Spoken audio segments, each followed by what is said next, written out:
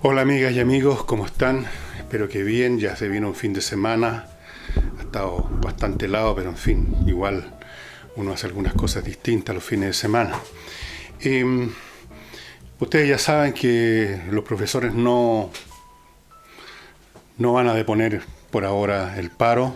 La votación dio una división casi 50-50, casi, entre los que querían aceptar la oferta del Ministerio de Educación y los que no. Y con esto no solo siguen por un tiempo que no podemos saber cuánto más. Una vez que vuelvan a clase los alumnos no van a haber clases, porque en este momento están en vacaciones de invierno. Esto va a significar no solo eso, sino que significa una situación de profundo y yo diría inédito quiebre dentro del colegio de profesores que nunca antes había tenido una situación como esta. Si hubieran tenido un tercio, incluso un cuarto de los profesores deseando volver a clases y los demás seguir en el paro, aún eso ya habría sido bastante serio. Normalmente los gremios tienen en estos casos votaciones muy abrumadoras a favor o en contra de algo, y eso les permite mantener su coherencia. Pero esto es aún peor que una tercera parte, que una cuarta es la mitad. Más allá de eso empieza, digamos, a cambiar el signo de las proporciones, pero no el sentido. 50 y 50 es la peor división posible para cualquier organización y las debilita enormemente para cualquier gestión futura que planeen hacer. Mario Aguilar, por supuesto, ha dicho lo que tiene que decir, que en realidad el movimiento no se ha debilitado ni se va a debilitar, y que van a ver en una asamblea que nuevas movilizaciones. Uno no sabe a esta altura, aquí ya se pueden referir con movilizaciones. No hay movilizaciones en este país, hay detenciones de actividades. Eso es lo que es las movilizaciones que se quieren inventar. No existen, no existe otra cosa que esto de desfilar por las calles, para allá, para acá. No veo qué otra cosa puedan hacer los profesores y cómo puedan hacerlo con esta división tremenda, que sugiere que si las cosas continúan un poco más, va a haber un número creciente y quizás finalmente mayoritario de profesores que van a volver a clases por su cuenta, que van a llegar a arreglos con el ministerio, con los colegios por su cuenta, porque tienen que comer, pues, tienen que seguir viviendo. No pueden seguir en un paro indefinido que no tiene ni siquiera unidad. Esto es primera vez que le ocurre al colegio de profesores, que siempre ha sido muy coherente, cohesivo en todas sus decisiones, ya sea para votar a favor de una huelga o para terminarla. Y yo me pregunto si esto, ocurriendo en un gremio tan importante y que históricamente ha tenido siempre un comportamiento bastante previsible en términos de sus orientaciones políticas, si esto no es otra muestra de la descomposición del tinglado institucional, político y psicológico de la izquierda, del cual dio una muestra brutal con las elecciones presidenciales, siguiendo el proceso que yo había anunciado que iba a ocurrir, eso que llamé en su momento el desplazamiento de placas tectónicas, es decir, gente de la cual muchos esperaban, y desde luego los dirigentes políticos esperaban, que se comportaran como siempre lo habían hecho, porque ser de izquierda o ser de derecha es una tradición familiar incluso.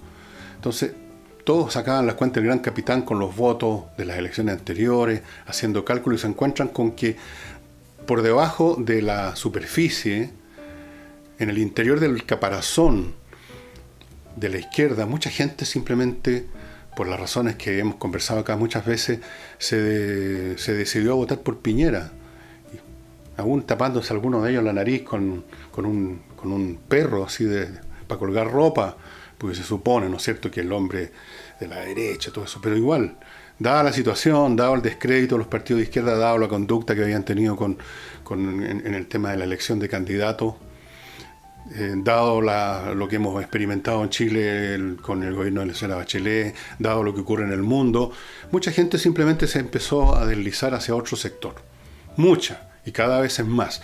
Entonces, esto que está ocurriendo en el plano gremial, en este caso un gremio tan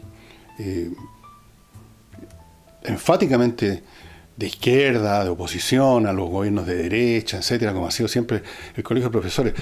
Y se encuentran con que el 50% de los profesores quieren aceptar la propuesta del gobierno, el gobierno de derecha. Esto es tremendamente fuerte como golpe contra ese colegio, pero además es otra muestra de descomposición. Y si esto no se muestra en otras muchas instancias, porque no han habido oportunidades. La elección presidencial fue una oportunidad, la gente iba y votó. Lo del colegio de profesores también fue una oportunidad, los profesores fueron y votaron. Pero hay otras instancias donde no hay oportunidades. ¿Qué pasa, por ejemplo, en el mundo estudiantil universitario? Son la mayoría de los estudiantes personas que están interesadas en seguir los cantos de sirena de la izquierda, la lucha permanente contra el sistema, o son minorías organizadas que no dan oportunidades para que se manifiesten los demás. Porque yo le digo, yo he estado ahí, o sea, lo vi esto en los años 60, no es muy distinto. Las asambleas supuestamente democráticas, donde se iba a llevar a cabo una votación para decidir si se seguía con una toma, cualquier cosa, eran manejadas por los grupos organizados. Totalmente. Se generaba una atmósfera, digamos, yo diría, de presión muy fuerte. Muy fuerte. Yo lo vi con estos ojitos. Entonces, claro, las votaciones manejadas por los grupos minoritarios obtienen los resultados que quieren obtener, y siempre era así. Entonces uno no sabe lo que pasa en ese mundo. Puede ser que aún ahí, en el mundo estudiantil, por razones que tienen que ver con las características de la gente joven que viene llegando al mundo y que se dejan encantar por los cantos de sirena de siempre, puede que ahí no ocurra esto y que todavía hay una mayoría de estudiantes universitarios y colegiales que están con estas posturas, que para ellos son novedad, precisamente porque no tienen experiencia. Ellos no vivieron, no habían ni siquiera nacido, no andaban ni en triciclo en la época de las distintas épocas de nuestra historia política. No tienen idea. Entonces sí, puede ser que ahí la izquierda tenga sustancialmente apoyo. Y por supuesto tienen el Congreso. Ese es el gran bastión institucional de la izquierda en este momento, el Congreso, que es el resultado, su composición, de la inercia histórica, de una votación que se produjo hace varios años en otras circunstancias. Si una elección de congresales se produjera hoy, en este momento, estoy seguro que, pero por ninguna parte, la izquierda obtiene esta mayoría que obtuvo en las elecciones pasadas. Así es que yo creo que es posible. Lo planteo como una hipótesis, no estoy diciendo que así ocurra, no estoy afirmando nada de forma absoluta. ¿Quién soy yo para hacerlo? Creo que en general, en nuestro país y en muchos otros, las izquierdas todavía controlan la vocería, el griterío, la presencia en los medios de comunicación, donde hay mucha gente de su sensibilidad o que por oportunismo, un oportunismo muy frecuente en esos ambientes profesionales, se suman. Porque los aplausos vienen de las barras bravas, no de las mayorías silenciosas. Pero, ¿cuánto va quedando de verdad en esta apariencia de fuerza, de dominio del espacio mediático, ideológico y cultural? ¿Cuántas otras instituciones, cuántas otras esferas de la vida se han ido vaciando de su contenido? Esto del colegio de profesores yo creo que es muy indicativo. Y me imagino que alguien que piensa en la izquierda sacarán las consecuencias del caso también, porque como vuelvo a repetir, esto es inédito y fuera de las dificultades que le plantea a la actual directiva del colegio de profesores, que queda muy desautorizado, totalmente desautorizado. Fuera de eso, como les digo, es indicio de fenómenos mayores que se están produciendo todo el tiempo, silenciosamente, sin titulares, sin gritería, sin puños en alto, sin movilizaciones y sin marcha. Simplemente el desplazamiento de las lealtades ideológicas, políticas e incluso sentimentales desde un lado a otro.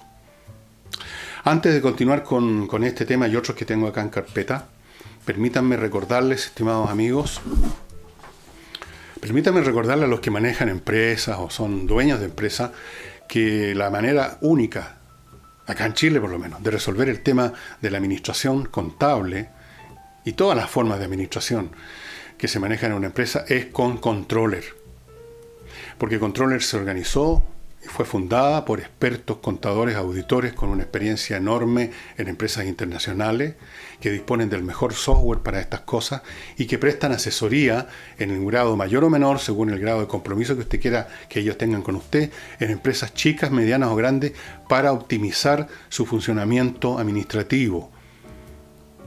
el tema de contabilidad, auditoría, cotizaciones, salario, todo el papeleo que se mueve en una empresa, controller, lo hacen mucho mejor de lo que suele hacerse normalmente en un departamento de contabilidad, donde suelen imperar rutinas, a veces nefastas, pero que se siguen prolongando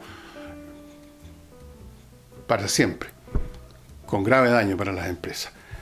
Aquí están los datos, pónganse en contacto con ellos, no van a perder nada, no gastan un centavo, 15 minutos de conversación con la gente de Controller y se van a convencer. Les quiero recordar además que nuestro corredor estrella, el velocista de las ventas inmobiliarias, el señor Hey, tiene un sitio en Instagram que se llama, como ustedes lo están viendo, Instagram Hey Propiedades, donde le ofrece a usted las propiedades más destacadas, más interesantes que tengan este minuto, que puedan usted servirle para satisfacer su sueño de la casa propia, como se decía antes, o lo que sea. Instagram Hey Propiedades. Fuera de eso, ya sabe, Hey es el mejor corredor de propiedades si consideramos como medida de calidad la rapidez para vender, la calidad para encontrar buenos arrendatarios para su propiedad, la que usted quiera arrendar, y para administrar las propiedades que usted ya tenga. En todos esos rubros, Hey es el mejor. Ahí están los datos, contáctese con él. Repito lo de siempre, obtener información no cuesta nada y puede cambiarle la vida. Les recuerdo además lo de este detergente. Yo no lo recomendaría si fuera Mahoma nomás. Lo estamos usando en mi casa y los resultados son excelentes. Lavo Club, desarrollado por ingenieros químicos chilenos, tan bueno o mejor que el mejor de los detergentes importados. Y en esta presentación, que tiene varias gracias. Primero, usted tiene aquí 10 litros que le van a durar una eternidad. Usted va sacando de aquí, y ya le he mostrado, así que no lo voy a repetir. Y cuando se le está terminando, usted llama al Lavo Club y van a ir a su casa. Usted no tiene que moverse ni un metro. Van a su casa y le rellenan el tanque. De forma que solo la primera vez, cuando usted adquiere esto, va a estar también pagando, pero es un precio nada, este tanque plástico. Después nunca más. Este tanque se va a quedar con usted toda la vida y le va a estar ahorrando al medio ambiente entonces un montón de envases de plástico que usted habría tenido que botar a la basura, como es habitual cuando se termina un producto. Un excelente detergente, le ahorra plástico al medio ambiente, se ahorra tiempo, comodidad. Lavo Club. Y finalmente, para humedecer los labios, como dice un amigo mío, aquí está una de las botellas de la viña personalizada. Ustedes ya saben, un vino de excelente calidad. Se hizo un reportaje en Discovery Channel y usted lo que personaliza son las etiquetas, no el vino ya está hecho y es las etiquetas. Usted puede mandarle acá a la empresa, una vez que se pone en contacto para ordenar una botella, dos, las que quiera, le dice, les voy a mandar por el adjunto el diseño que yo quiero, los textos que yo quiero y ni un problema. Ni un problema. Si no le interesa el tema, en la propia viña le van a poner una linda etiqueta. Usted puede elegir entre las que ya hay. En fin, usted tiene toda la libertad del mundo. Y un vino maravilloso. Y el costo, dice usted, absolutamente razonable, absolutamente accesible. Vino personalizado, amigos, no se lo pierdan. Es exquisito, para este fin de semana especialmente.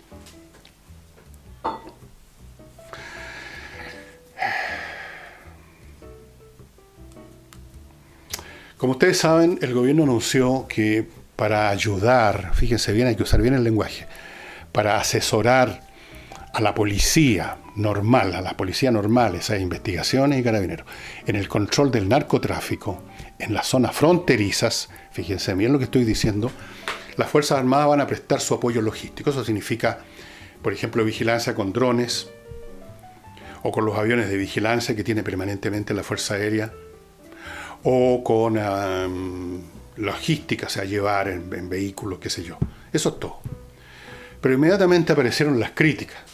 Y una de ellas me extrañó bastante porque José Miguel Insulza es un tipo inteligente, sin embargo, las críticas que ha hecho sobre este plan son francamente absurdas. O sea,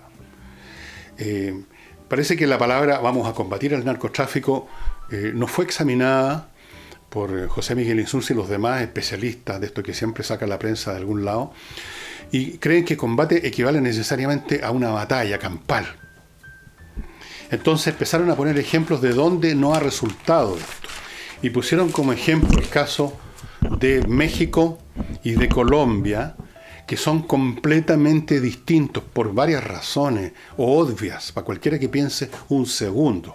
En primer lugar, en esos países el combate es efectivamente combate armado, porque en esos países se produce droga y lo producen carteles, que a su vez están armados. ¿Ok? No es el caso de Chile.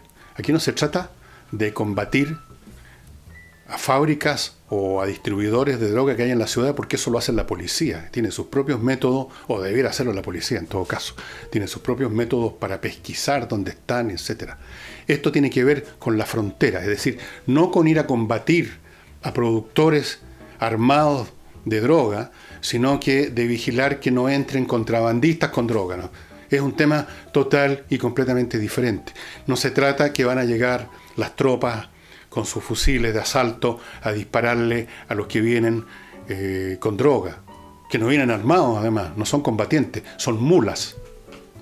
Se trata de decir, nuestro dron ha detectado que en tal lugar, que está lleno de pasos el norte de Chile especialmente, está entrando gente que notoriamente pueden estar trayendo droga, sepan que están en este lugar, en tal posicionamiento geográfico, vayan para allá, los vamos a acercar con unos camiones, qué sé yo, eso es todo.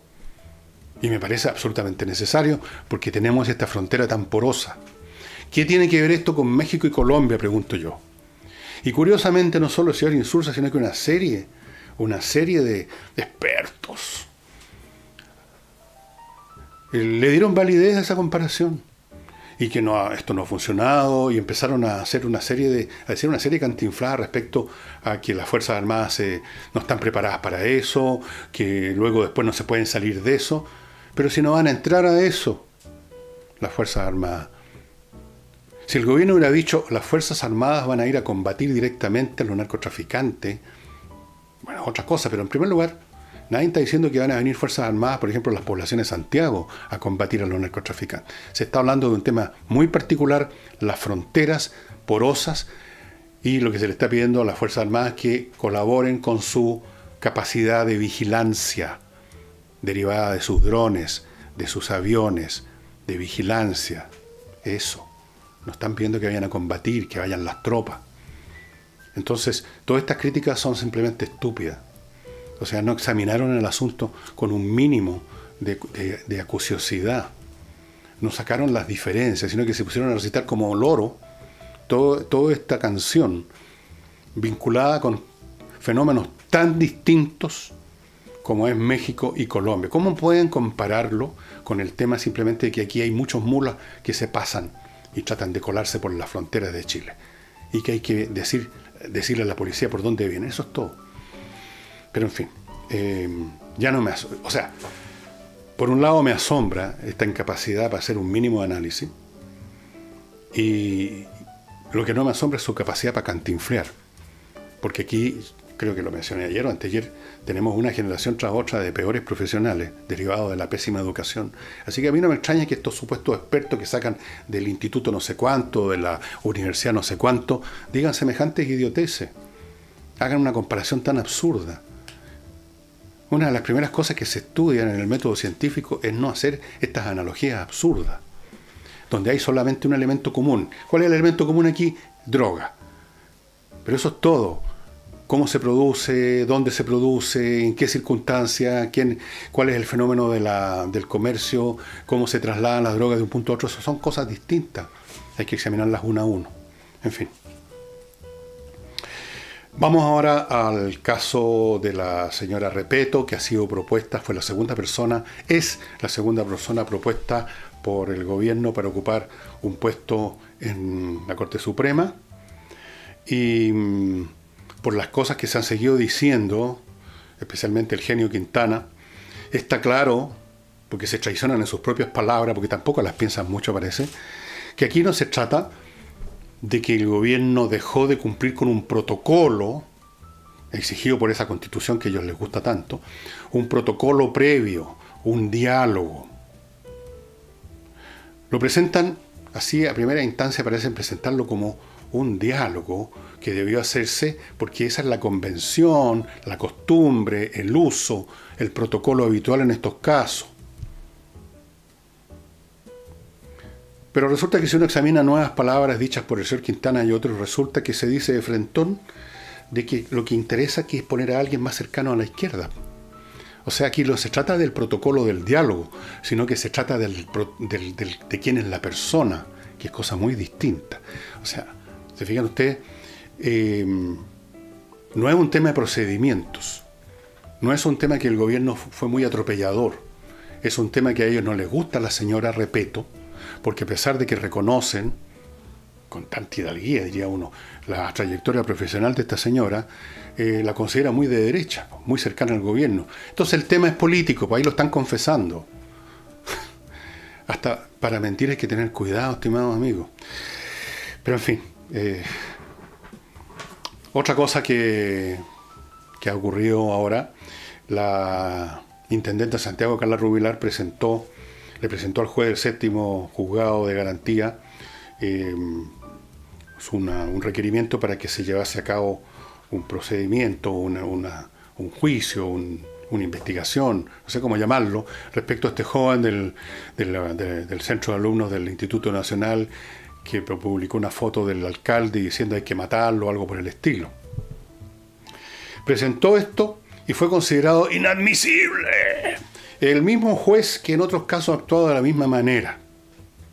No solamente lo consideró inadmisible, sino que deslizó el hecho de que aquí, que en realidad el pecado es de la intendencia por estar exponiendo públicamente a la persona del imputado. Ahí sí que realmente batió el récord de este señor juez de garantía, porque resulta que no puede haber nada más público, ya conocido, que publicar algo en una plataforma digital o no. La publicó con un seudónimo el presidente del centro de alumnos, la publicó debajo de unos avisos económicos, no, la publicó en Instagram, a todo cachete. Entonces, él mismo se expuso. Esto no es un tema que se reveló una identidad hasta este momento secreta. Así que, ¿de qué está hablando este señor juez? Bueno, Carla Rubilar anunció que va a recurrir a la Corte de Apelaciones para digamos, pasar a una instancia superior y desautorizar a este juez. Y yo quiero recordarles algo que he conversado con ustedes aquí en otras ocasiones, en el sentido de que la justicia no es un ente abstracto, no es la escultura de la señora con la venda, sino que es una institución que está poblada, como todas las instituciones, por personas de carne y hueso, que han sido criadas, educadas y formadas en un cierto ambiente cultural, político, ideológico, y que en este caso, en el caso actual, tenemos una gran cantidad, una mayoría aplastante, diría yo, de gente en la justicia, fiscales, jueces de garantía, etcétera, que son progresistas, digamos, usemos esa expresión, que llegaron a la justicia con el ánimo de corregir las distorsiones en que cayó la justicia, por la misma razón, porque la justicia es hecha por personas durante la época de Pinochet. Y hemos visto acá, recordarán ustedes, el año pasado creo que fue, a principios de este, no me acuerdo, a un juez que para desestimar un caso que se presentaba contra una persona de la etnia mapuche, no encontró nada mejor que vestirse entero de rojo, corbata roja, camisa roja, vestón rojo, para hacer, no sé, pues un gesto supongo que lo consideró. Entonces no tiene nada de raro que haya un juez en el séptimo juzgado de garantía que le parezca que tenga una cierta tendencia a no encontrar ninguna falta en que uno publique en una plataforma pública que hay que matar a alguien. Y que encuentre una excusa o una razón en el sentido de que hay que proteger la libertad. Claro que sí hay que proteger la libertad. Pero hay que proteger la libertad protegiendo primero la integridad de las personas, sin sembrar odio. Recordemos que en Europa, especialmente en Alemania, hay ciertos temas completos que si uno los habla de cierta manera, a uno lo llevan preso y paga con cárcel, porque se considera que son discursos que fomentan el odio o que pueden hacer crecer otra vez ciertos prejuicios, ciertas tendencias, como ocurre con el tema del antisemitismo en Alemania, que nunca ha terminado de extinguirse. Y ahí tienen razones históricas súper fuertes, por supuesto, para hacer eso. Y desde luego que todos los temas que tengan que ver con la libertad son complicados, muy complicados, y hay que examinarlos caso a caso y no simplemente establecer un principio general, porque no hay generalidades en esta materia. Aquí, en este caso particular, creo yo que como mínimo hay mérito para investigar este asunto, un poco más que simplemente desecharlo y considerarlo inadmisible. ¿Qué es lo que es admisible para este señor? Si uno se pone como juez se pone en una situación a priori favoreciendo la lucha de los combatientes, estos jóvenes idealistas, entonces este señor no es un juez, sino que es un predicador. ¿No es cierto? Es Florcita Motú a lo mejor, pero no es un juez. Pero en fin, así están las cosas con nuestra justicia, así están las cosas en todas nuestras instituciones, porque, vuelvo a insistir, impera un cierto discurso políticamente correcto que empuja a muchos, a algunos, y a muchos y a algunos que están lamentablemente en puestos clave, a tomar ciertas decisiones, a hacer ciertas interpretaciones que tienen estos resultados. Yo me imagino que el día de mañana, como va a ocurrir tarde o temprano, si alguien resulta muerto o queda horrorosamente quemado por una bomba Molotov y se logra detener, si es que se atreven a detenerlo, al autor, al hechor, yo me imagino que van a encontrar también atenuantes. Van a encontrar atenuantes. Pero en fin.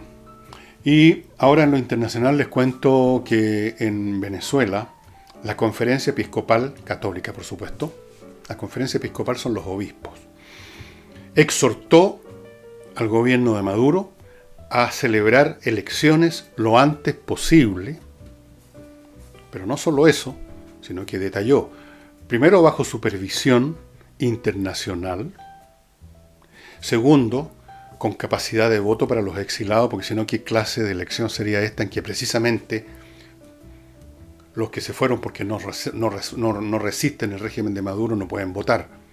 Y además son 4 millones, o alguna cifra parecida. Fuera de eso, declararon que el gobierno de Maduro es ilegítimo y ha fracasado. También piden, porque no se quedaron en chicas los obispos católicos de Venezuela, pidieron el cese de esta Asamblea Constituyente, que es una organización hecha a la medida de Maduro, donde metió a todos sus flaites, digamos, partidarios de él, para sustituir al verdadero Congreso. Y no estando todavía contenta y satisfecha con todas estas cosas, la Iglesia llamó a las Fuerzas Armadas, abro comillas, a cumplir sus deberes institucionales. ¿Cómo se interpreta ese a cumplir sus deberes institucionales? Me imagino que la izquierda en Chile van a ladrar de inmediato, van a rebuznar que es un llamamiento a un golpe. Y yo a eso digo, sí, es un llamamiento a un golpe. Un golpe que en este caso lo está pidiendo no solo los 4 millones de venezolanos que se fueron del país, sino que yo diría que la inmensa mayoría de los venezolanos que están en Venezuela y que tienen que tolerar a este régimen. Claro, van a estar a favor de mantener las cosas como son los apitutados del régimen, el círculo que rodea a Maduro, los que todavía reciben paquetes de tallarines, los picantes a los cuales dieron carguitos en la administración del Estado. Eso van a estar, por supuesto, favoreciendo a Maduro. Pero la inmensa mayoría de los venezolanos, yo creo que no. Y por último, para que sepamos si es la inmensa mayoría de los venezolanos o no, que se hagan estas elecciones, pues. ¿Qué excusa va a dar ahora Maduro? ¿Qué le van a decir a la Iglesia Católica? Ya podrán imaginar. Lo mismo, que recibieron instrucciones del imperialismo norteamericano. Ahora, ¿qué significado tiene que la Iglesia, que no es una institución muy audaz en ninguna parte del mundo, una institución no dura, unos 1800 años, que es más o menos, o 1900 años, que es la vida que tiene la Iglesia desde sus principios más elementales hasta ahora, uno no dura sobre la base de medidas alocadas, audaces todo el tiempo. La historia de la Iglesia es una historia de acomodos y de supervivencia a veces muy difícil, sobre la base de un cálculo lo más preciso y moderado posible en las circunstancias. Por lo tanto, uno puede deducir que si la Conferencia Episcopal Católica lleva a cabo esa exhortación, es porque se pispan, se huelen, o tienen la evidencia ya de que el régimen de Maduro no solamente moralmente es insostenible, políticamente es un agravio a la razón, sino que además empíricamente tiene los días contados. Uno de los mejores servicios de inteligencia del mundo, para información de ustedes, de todos ustedes, lo tiene el Vaticano. Tienen una experiencia bastante larga, 1800 años. Están en todas partes. Sus sacerdotes, sus monjes, sus adeptos, sus feligreses, están en todas partes. Les llega información de todas partes y la saben procesar muy bien. De forma que este aviso o esta exhortación de la Conferencia Episcopal Venezolana puede estar significando que Maduro ha dado otro gran paso. No al costado como pide Beatriz Sánchez, sino que hacia el precipicio, a donde corresponde que vaya. O si, bueno, por último, que se vaya exiliado ya. Que lo reciban los amigotes que tiene en Cuba, los cuales favoreció a costa de los venezolanos, ¿no es cierto?, con petróleo vendido prácticamente gratis. A cambio de, miren el negocio que hizo Venezuela, les entrega petróleo a cambio de que lleguen policías cubanos a sostener el régimen. Flor de negocio. Así que es un signo bien poderoso esto de la Iglesia Católica venezolana. Y claro, por supuesto, nada es seguro en este mundo. Vamos a ver cómo responde, ya podemos suponerlo, claro, cómo responde el gobierno Maduro. También podemos suponer lo que va a decir el gobierno, la dirigencia del Partido Comunista Chileno. Podemos qué cosa nueva podrán decir. No me imagino a Telier diciendo, ¿lo dijeron los obispos? ¡Caramba! Entonces realmente Maduro se tiene que ir o dar un paso al costado. No va a suceder eso. Y estimados amigos, eso sería todo por hoy. Hoy día no les voy a hablar de libros, porque se me ha ido prácticamente todo el tiempo y tengo que estar alerta a cuánta memoria le caga a la tarjeta que está grabando esto. Sí les recuerdo que, vuelvo a insistir, que el libro Grande Invitado está en Amazon para los que viven fuera de Chile. Sigue estando en el portal para comprarlo directamente ahí y está en un número bastante sustancial de librerías en el país. No sé el detalle de las librerías, sé de alguna. Por ejemplo, sé que está en la Feria del Libro, en las distintas librerías, supongo, no sé si en todas, en alguna, en cuáles mall, pero está disponible en un lado. Está también en Queleo, que es otra librería, o varias librerías, más bien dicho, que tienen esa franquicia. Y sigo agradeciendo a la gente que se ha perseverado en Patrón, que se ha quedado en Patreon, sosteniendo este programa. Agradezco a los que se han sumado, a los que están colaborando en Flow, a los que colaboran directamente conmigo de otras formas, y a todos los que me mandan permanentemente mail, que otra vez tengo problema con mi servidor de mail, y otra vez me he estado demorando unos días, pero ya lo voy a resolver y voy a contestar otra vez todo. Para eso tengo el fin de semana. Y eso sería todo por hoy. Si ocurrió algo así tremebundo después que termine el programa, lo analizaremos el lunes, porque ya mañana es sábado y hago mi programa cultural, así lleguen los extraterrestres al patio de mi casa. Ni siquiera me molestaría en hacer una entrevista. Eso sería todo, muchas gracias, hasta el sábado.